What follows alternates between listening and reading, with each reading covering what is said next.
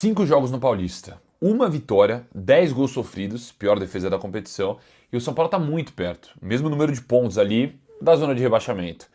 Então é uma campanha vergonhosa do São Paulo. O Crespo deu uma entrevista hoje depois do jogo, ontem no caso, falando sobre salário atrasado. O São Paulo deve entre 3 a 4 meses de salário para os jogadores, o que explica muito, né, gente? E, cara, vocês ainda acham que eu tô doido quando eu falo de rebaixamento, assim, que a chance é real, que é uma preocupação real. E o foco agora é o Paulista, né? Mas no Brasileiro, então, se o São Paulo tá nessa briga pra cair no Paulista, me assusta pensar esse time, esse elenco jogando o Campeonato Brasileiro. Porque tá tudo errado. Vamos lá, eu queria dividir esse vídeo aqui em três partes, porque na minha opinião tem três culpados, tem três grupos culpados nessa situação. Primeiro, eu vou ser repetitivo, tá? Mas eu quero falar sobre Júlio Casares, sobre Carlos Belmonte, sobre toda a diretoria que fazia parte aí dessa bagunça que vocês arrebentaram o clube. Inclusive, Belmonte, quando saiu da gestão, você tava falando pra caramba, né? Com todo mundo. Aí agora que tudo, nossa, tá quietinho. É no mínimo curioso, né? Mas vocês arrebentaram o clube. O Casares fala na nota dele de renúncia: eu entrego agora um São Paulo estruturado esportivamente. Aonde, cara? Um São Paulo devendo 3 meses de salário, São Paulo devendo 4 meses de salário, São Paulo brigando para não cair no Campeonato Paulista agora porque vocês não contrataram praticamente ninguém na janela, porque vocês montaram um elenco, na minha opinião, bem abaixo do que o São Paulo precisa para a temporada, porque vocês no ano passado montaram um departamento médico que arrebentou o clube, porque agora o São Paulo passou por uma turbulência política por culpa de vocês, que é o extracampo, que influenciou o campo. E aonde está estruturado o São Paulo? Eu vejo um São Paulo totalmente largado. Um São Paulo, nossa, o oposto de estruturado, um São Paulo arrebentado. Então, assim, esses são os verdadeiros culpados, que normalizaram dever 3 meses de salário, 4 meses de salário. Belmonte saiu de São Paulo dando entrevista para todo mundo, né, Belmonte? Falando que, nossa, eu tenho as soluções do São Paulo. Aí sai Dedé, diretor ali do Clube Social, sai Márcio Carlomagno, o CEO do São Paulo, né? Sai também. Então, assim, muita coisa errada. Eu vou fazer um vídeo, inclusive, sobre saídas, tá? Falar mais nomes essa semana, amanhã, segunda-feira, ou hoje, domingo, mais para a parte da noite. Mas vamos lá, da diretoria é isso. Crespo, você é um cara que eu gosto do teu caráter, eu gosto que você fala a verdade, eu gosto que você se preocupa com o clube, você quer a coisa certa, só que seu time não tá jogando bola há muito tempo. O São Paulo nos últimos 22 jogos tem 15 derrotas. O São Paulo no Campeonato Paulista tem a pior defesa. O São Paulo não consegue ter uma triangulação. E aí você pode falar, mas o Tapia perdeu o gol. Tá bom, mas quem escala o Tapia aqui? Poxa, fez um gol ali, claro, contra o Corinthians, uma vez ou outra. É você, então a decisão é sua, a escolha é sua. Então, na minha opinião, tá? Sendo muito sincero, assim, o Crespo, vou repetir, ele é o menor dos culpados, entre os culpados. Ele é o menor, não é o grande problema do São Paulo, pelo contrário. Só que a cobrança tem que existir. Porque ano passado te arrebentaram, Crespo. Você foi sacaneado ano passado. Porque é um departamento médico defasado, prometeram contratações, não contrataram. Tudo errado. Tudo errado. Só que o São Paulo tem que jogar bola. E se você enxergar que você não consegue fazer esse time jogar bola, porque na entrevista você tá todo para baixo, todo triste, todo incomodado, falando já de rebaixamento em brasileiro que nem começou. Então, se você entender, você tá dando a entender isso, que você não tem capacidade de treinar esse time de São Paulo, que não é do teu nível, talvez, esse time de São Paulo, você tá num nível acima, enfim, eu não vejo mais motivo de você continuar. E o São Paulo não joga bola, o São Paulo eu não vejo perspectiva de melhora. Tá tudo errado, tá tudo errado. Então o Crespo tem culpa também. Mexe mal no time muitas vezes, principalmente quando vai mexer no segundo tempo. Demorou pra mexer hoje, ontem no caso. Então, o cara que tem culpa também. E daí tem gente, mas tá culpando o Crespo, como vai fazer? Cara, eu vejo assim, tá? Um treinador bem remunerado num clube, ele tem a obrigação, querendo ou não, de arrumar soluções. E quem fala assim, eu concordo que o elenco do São Paulo é bem abaixo, tá? Bem abaixo, mas quem fala que, mas o que ele poderia fazer? Cara, o São Paulo perdeu pra Portuguesa. O São Paulo teve que, nossa, mas lutar muito pra ganhar de 1 a 0 de São Bernardo. Então, será que a Portuguesa tem um time melhor que o de São Paulo? São Bernardo tem um time ali que briga com o São Paulo? Os times que estão à frente de São Paulo têm elencos melhores? Eu acho que não. Acho que não, tenho certeza que não. Então o treinador tem sim responsabilidade, enfrentou uma turbulência política gigantesca, que a culpa não é dele, mas está na hora de São Paulo jogar bola. Porque se o São Paulo não começar a jogar bola, o São Paulo cai no Campeonato Paulista. E aí parte do treinador conseguir explorar isso dos jogadores também. Conseguir extrair algo positivo dos jogadores. Que aí é meu terceiro ponto do vídeo. Jogadores que não estão jogando nada no São Paulo. É uma sacanagem o jogador ficar sem receber. Imagina você, no seu emprego, você ficar 3 meses sem receber seu salário. Você não vai ficar pé da vida, não vai trabalhar com menos vontade. Acontece, cara. A grande verdade é essa. Mas, cara, o jogador de futebol, minha opinião, tá? Você, se eu fosse jogador de São Paulo, nunca iria querer ficar marcado na história, até porque isso mancha a carreira de jogador. Como, pô, cair com o São Paulo no Paulista. Você, jogador de São Paulo, quer ficar marcado para a história de um clube gigante como o São Paulo, como jogador que caiu no Campeonato Paulista? Não quer, tenho certeza que não quer. Então, assim, a culpa não é de vocês, cara. A culpa não é de vocês. Que a diretoria não honra com a palavra, que os caras estão devendo 3 meses porque arrebentaram o clube financeiramente. A culpa não é de vocês. Mas se for jogador, tá? Me conhecendo, minha pessoa, cara, eu daria o triplo nesse momento para justamente não cair no Campeonato Paulista. Porque vai ficar marcado para sempre na carreira de cada um. Para sempre. E tem muito jogador que há muito tempo não joga nada, né? Muito tempo não joga nada. Pô, um cara que há muito tempo, assim, tá deixando a desejar um desempenho, na minha opinião, que era muito importante. Eu não sei se é uma questão, mais mental, dessa turbulência física, se... Alan Franco, por exemplo, é preocupante o Alan Franco. O Alan Franco chegou o momento de ser um dos melhores zagueiros do Brasil. Ali em 24, final de 20, o ano de 24. Não tá jogando bola. O Luciano não tocou na bola contra o Palmeiras. Mas não tocou na bola. Não tocou na bola. A molecada eu me recuso a falar, tá? Me recuso, mas o Enzo Dias voltou agora de lesão também. Ao invés de jogar a bola de fato, arrumando briga ali. Só isso também, né? Então, no modo geral, muita coisa errada dentro de São Paulo, assim. Que parte, na minha opinião, primeiro da diretoria, que saiu do clube, que arrebentou tudo. Crespo tem que fazer o time jogar bola e os jogadores também, muitos têm que jogar bola. E a culpa, mais uma vez, a culpa não é deles de estar sem receber salário. Aliás, é um absurdo isso, absurdo. Mas, poxa, o torcedor também paga ingresso para estar no estádio. O torcedor também não quer viver para sempre com uma vergonha gigantesca que é cair no Paulista.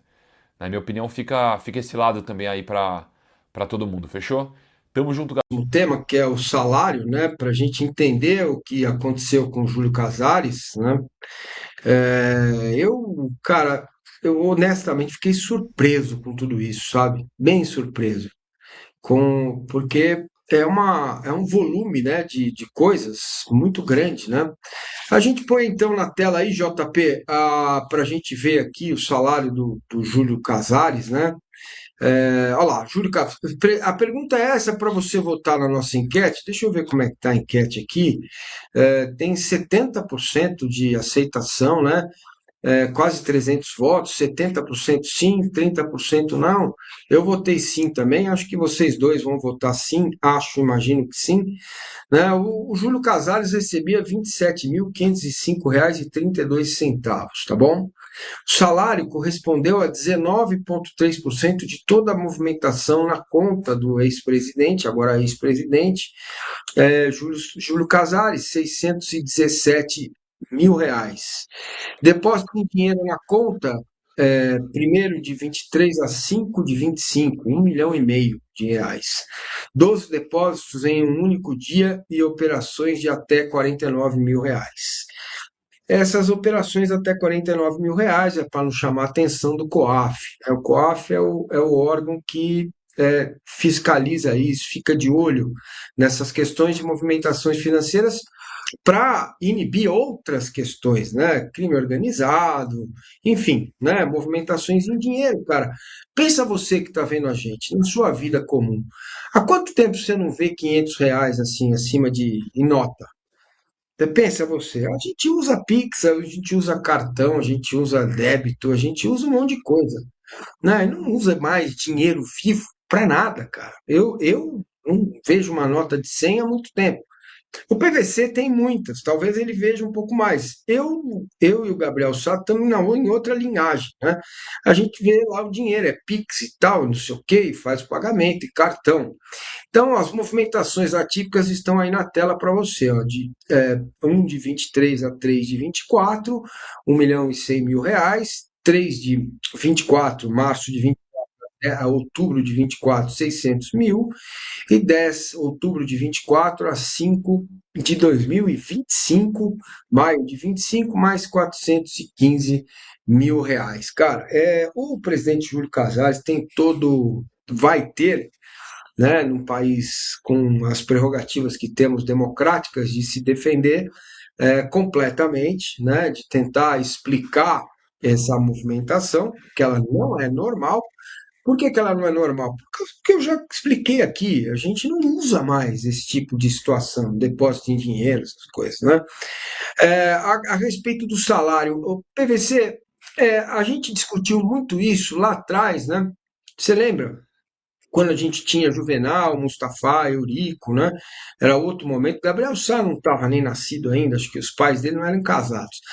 Mas a gente discutia esse tema que era passar por uma profissionalização. Eu me lembro de balanços da época, né, dessa época aí, que tinha lá Estádio X, obras diversas, 3 milhões, 2 milhões, obras diversas. Aí, o que, que é isso? Né? É uma lâmpada que queimou, é um cano que estourou, né? 2, 3 milhões. Nós estamos caminhando para um modelo que, quanto mais transparente, de novo a palavra aparece, transparência. Salário de presidente é fundamental, PVC. Claro que é. Exatamente. Olha só, vamos fazer uma conta aqui. O Júlio Casares, eu fiz uma projeção procurando saber salários de grandes empresas, salários de empresas que movimentem, como São Paulo movimenta, mais de 900 milhões de reais por ano, tá? Peguei uma projeção olhando grosso modo o quanto o mercado paga. Cheguei à conclusão de que tem salário de grandes empresas de 40 a 300 mil reais. Uma média de um executivo de multinacional chega a 2 milhões, e é uma média, não é o teto. 2 milhões e 400 mil por ano, dividido por 13 salários, dá 184 mil. 184 mil é um salário bom. Digamos que fosse um pouco menos. Quanto é que ganhava um diretor um vice-presidente da Record TV, onde o Júlio Casares trabalhou? 110, 120 mil? Se é isso que ele tem que receber. É isso que o São Paulo tem que pagar para o seu presidente. Agora, vamos chegar a um ponto só. Isso, com todo o direito do Júlio Casares, tem que se defender. Nós estamos fazendo aqui uma conta, entendendo que tem um processo, ninguém vai chamar ninguém de ladrão, certo? Isso. Ponto. Tem um processo, tem acusações sobre os depósitos que vão ser investigados. É muito importante deixar isso claro, porque você pode perfeitamente chegar ao fim da investigação e chegar à conclusão de que todo mundo é inocente. Mas vamos fazer uma conta aqui. De um modo geral, um dirigente, um diretor de uma multinacional que ganha 184 mil reais por mês, a projeção que eu cheguei aqui, por que ele vai ganhar 27 mil? E aí você pega os depósitos que correspondem a 19% do que caiu na conta do Júlio Casares naqueles 29 meses investigados, 617 mil, que é o salário, dividido por 29 meses, dá 21.200. O que parece ser isso? O salário líquido. Se a gente sabe que o salário líquido, se a gente sabe que o salário bruto dele é 27 mil, se caiu 617 em 29 meses, isso dá 21.200. Isso é o salário líquido. Por que o cara que pode ganhar 130 mil numa empresa vai ser presidente do seu clube de coração por 27 mil? E veja, o São Paulo é um caso raro que paga salário ao seu presidente. Isso. Né? É um caso raro. Por que um cara que tem capacidade, competência para ser diretor jurídico ou diretor ou vice-presidente de uma grande empresa multinacional vai ser presidente do seu clube por 21.200 reais por mês? Não é pouco dinheiro, levando em consideração que nós estamos no Brasil. Pouca gente no Brasil ganha 21.200 reais, mas você vinha de uma realidade diferente. Cara, nós vamos querer enganar quem, cara? O que nós queremos fazer? Nós queremos ter profissionalismo. O presidente do clube precisa estar no estatuto do clube, que ele vai receber um salário igual ao que ele receberia no mercado. Quem é que vai dirigir uma empresa de 950 milhões de reais de faturamento anual para ganhar 21.200 reais, e o mercado vai pagar no mínimo 40? Então, assim, cara, é uma cultura do populismo que é como se fosse pecado você receber dinheiro. Veja que no passado, o Júlio Casares chegou a participar de debates em programas de televisão em que ele dizia para o Marco Aurélio Cunha, que é São Paulino e conselheiro de São Paulo, mas que exerceu um cargo de superintendente de futebol de São Paulo nos anos 2000, e o Júlio chegou a dizer para o Marco Aurélio: você recebe salário, como se isso fosse pecado. O cara que empresta sua competência para o clube, para a empresa, tem direito a um salário. O que não tem direito é de novo, hipoteticamente, que um dirigente, um presidente da República, que um ministro de Estado vai tomar comissão daqui, comissão dali, comissão dali, comissão da colar. Gabriel, é o seguinte, a gente chegou à conclusão aqui que o São Paulo precisa aumentar suas receitas, né? Mas o Júlio Casares, essa antiga gestão, amarrou os contratos todos até 2030. E a tendência, pelo que eu vi, é perder inclusive o naming rights do Morumbis, né? Deve perder porque São Paulo alega que já não estava, a negociação não estava legal. Li um texto que a empresa falou: olha, do jeito que está não vai dar. O Maciz tem a percepção da urgência disso, porque senão o buraco aumenta. Esses contratos serão revistos, né? Ou é muito cedo para falar sobre essas questões? É cedo para falar dos contratos, mas a gente pode falar sim, mas até porque quando a gente conversou, ele falou muito em tentar recuperar a credibilidade de mercado do São Paulo diante das marcas, né? A história da própria Mondelez, que a gente estava comentando ontem também na live do São Paulo, é justamente essa, né? Tem o Morumbis ali, todos os executivos da marca que fecharam esse acordo, né? A imensa maioria não está mais lá, então isso muda também a condução do negócio. E tem uma insatisfação também com todo esse cenário político de colocar o nome da marca em um clube que está toda hora no noticiário policial, né? Então isso também é algo que interfere nessa negociação e tem uma interferência direta ali de ideias e na parte financeira também. Sobre o salário de presidente, né, de clube de futebol, tem uma ideia, Massini, que ela é uma ideia corruptível entre as pessoas do meio do esporte, que é: eu estou trabalhando aqui 12, 14, 15 horas por dia dando meu sangue por esse clube e eu ganho muito pouco.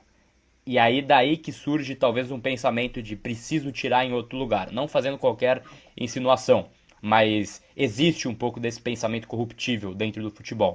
Sobre o salário é 70% do teto do STF, salvo engano, né, que São Paulo pode pagar, então o máximo seria 30 e tantos mil reais e o Júlio tinha ali 27 mil, não líquido obviamente, de salário. E aí que entra, talvez, PVC, aquele pensamento que você mencionou, da torcida e do conselho querer o conselheiro que tenha uma empresa mais estabelecida, que tenha mais dinheiro no caixa, né? Que tenha ali uma base financeira mais estruturada, por entender que talvez esse cara não precisaria de outros meios para aumentar a sua renda. Mas é uma visão também que não é uma linha reta, né? Tem várias também distorções. Mas o São Paulo é um clube que tem, então é o pagamento de salário. Até o Santos estava, né, estudando um novo estatuto muito parecido com isso, com essa regra do São Paulo. E ainda assim, tem casos, né, já são 2 casos de uma investigação de corrupção. No caso do Aidar e no caso do Casares, ainda inconclusivas, mas podem apontar para uma mesma causa, né? O ponto, assim, o Real Madrid, e até a Leila Pereira está usando isso como argumento no Palmeiras, nessa conversa que não estava, não vou nem tocar nessa conversa porque não deixa ela crescer. Nem falar que conversa é para não deixar ela crescer. Enfim, a história de que o Florentino Pérez mudou o estatuto do Real Madrid para exigir que o presidente tenha, para ser presidente, que ter uma garantia com o seu patrimônio de uma porcentagem da receita anual do clube. 50% ou 70%, me fugiu a porcentagem exata. Que é, como você diz assim, o presidente não precisa... Ao mesmo tempo que ele está querendo transformar em SAD, porque o Florentino sabe que ele já tem 79 anos de idade e que não vai ser para sempre, então o Real Madrid virando SAD, ele pode ter um investimento de outro lado. Ao mesmo tempo, ele está colocando um critério no estatuto que diz que o presidente precisa dar uma garantia, ter como patrimônio a garantia da receita anual do clube. Ou seja, só ele pode ser presidente. Isso não vai existir, cara. Mesmo que você diga assim, a fortuna do Paulo Nobre ou a fortuna do Vinícius Pinotti é extraordinária. Primeiro que ser rico não é sinônimo de ser honesto. Não necessariamente. Segundo, que você precisa ter um mecanismo que o clube funcione independentemente de você ter sócios multimilhardários ou de classe média ou de classe baixa. Não é aí que está o ponto. Ou não deveria ser aí que está o ponto. Agora, essa descrição do pensamento corruptível que o Sá fez, não é um pensamento exclusivo do futebol. O futebol é muito espelho da sociedade. Isso é o pensamento de ministro de Estado, isso é o pensamento de secretário de obras, isso é o pensamento de governador de Estado. Não todos, né? Pausa de 5 segundos para pedir a sua ajuda ao nosso canal com o seu like e se inscrever se ainda não for um inscrito. É o seguinte, estão perguntando aqui, Maurício, vou voltar a foto aqui do Macis. Vocês confiam no senhor Miyagi? Coitado, o senhor Macis aí ganhou já um apelido aí. Ele falou que o pessoal da Independente, das torcidas organizadas, chamam ele de velhinho. Ô velho! Ô velhinho! Então, ele tem esse apelido carinhoso.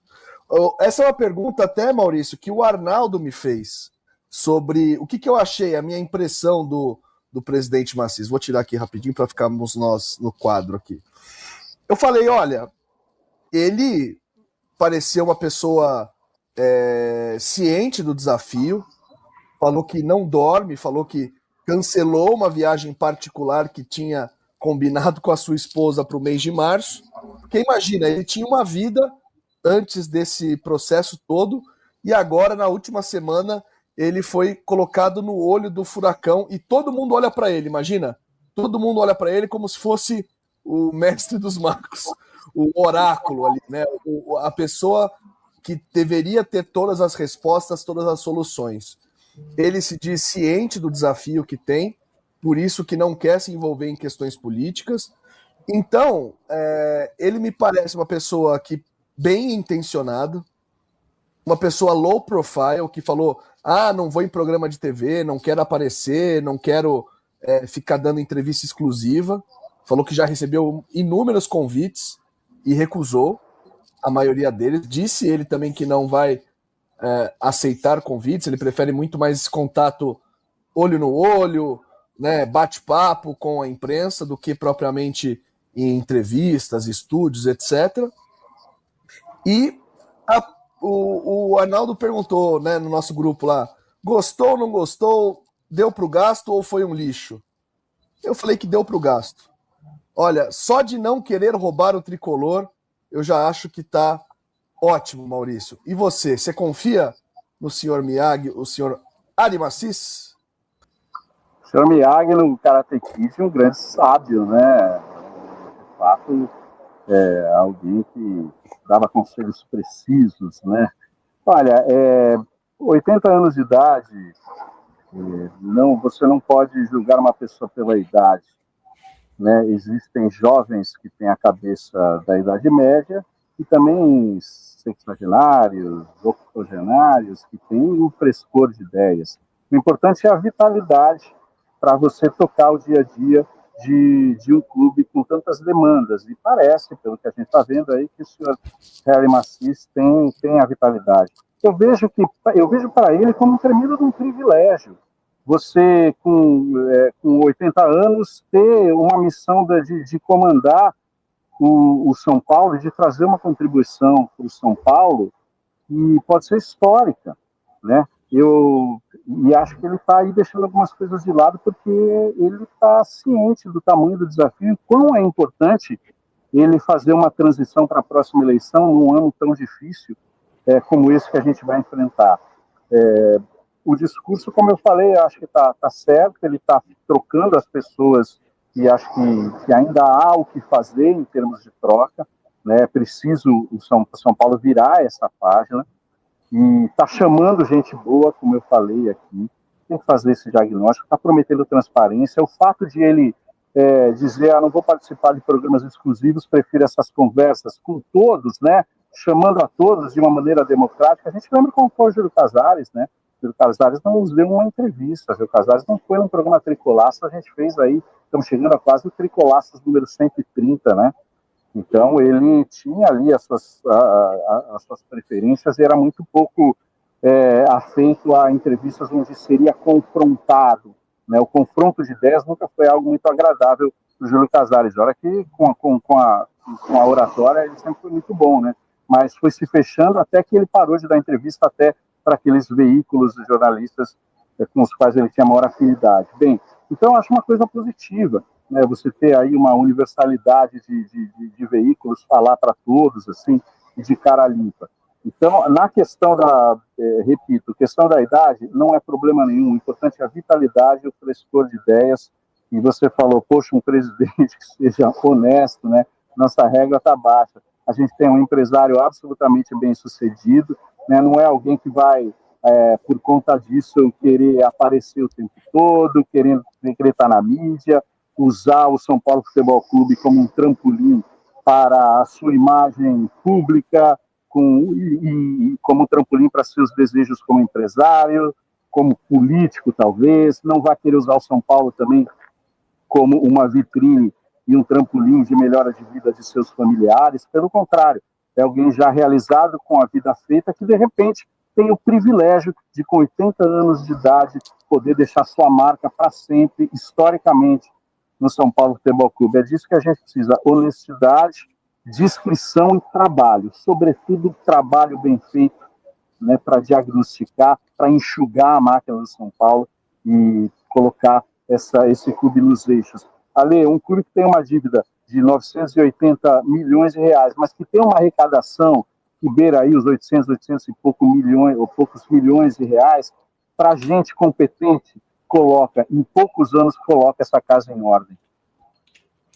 Boa. Vou aqui passar a bola para o Magnão. Antes eu vou falar o que o Massis falou sobre as prioridades, né? Ele falou que a prioridade maior é a prioridade financeira, né? Ele falou que vai fazer cortes necessários, né? Ele disse também que conversou com o Casares na terça-feira, disse que o Casares o desejou sorte nesse posto como presidente, e também disse que está aliviado por não fazer parte, por não ter sido envolvido nas questões. Ele disse que o Casares era muito... concentrava todas as decisões basicamente nele. E isso você vê como... E ele falou, eu não sei mentir. Algumas vezes ele falou, eu não sei mentir. Já o Casares, né, como diz alguém que era o seu vice-presidente, né, contradiz totalmente o que o Casares disse. Que o Casares, nessa mesma tribuna, nessa mesa aí, ó, nessa mesma sala de coletivas, disse que o principal erro dele foi delegar demais. E, meses depois, com o inquérito policial, com a polícia invadindo a casa de sua ex-mulher e de seu ex-diretor da base, a gente vê que ele delegava coisa alguma. Ele talvez fosse o personagem central, inclusive, Magnão, e aí é que eu puxo o gancho, sendo a pessoa que talvez central nos... Quando ninguém esperava, um time da França que pertence a uma gigante SAF europeia sinalizou com uma proposta de 20 milhões de reais por um zagueiro do São Paulo. Endividado, o tricolor analisa o negócio com cautela, pois precisa do dinheiro. Mas também entende que o defensor pode ter uma enorme valorização no mercado caso venha subir para o profissional. O jogador se destacou na Copinha e já está na mira da Europa. A informação divulgada inicialmente pelo portal Lance, que publicou: o tricolor pode estar próximo de concretizar mais uma venda envolvendo suas categorias de base. O zagueiro Isaac, um dos principais destaques do sub-20 do tricolor, despertou o interesse do Strasbourg, clube francês que pertence ao mesmo grupo gestor do Chelsea. De acordo com apurações, a equipe europeia sinalizou com uma proposta na casa dos 20 milhões de reais, aproximadamente 3,2 milhões de euros, para adquirir os direitos econômicos do defensor de 18 anos. O atleta vinha sendo monitorado há meses por clubes da Europa, mas o Strasbourg agiu rápido e foi a primeira equipe a sinalizar oficialmente interesse pelo jovem zagueiro. Isaac é visto pelos franceses como um zagueiro moderno, dotado de boa estatura, velocidade na recuperação e principalmente uma saída de bola refinada, característica muito valorizada no futebol moderno. E aí, torcedor, você aprova a saída precoce de Isaac do tricolor? Ou acha que ele deveria inicialmente ter chances no profissional para se valorizar em uma negociação futura?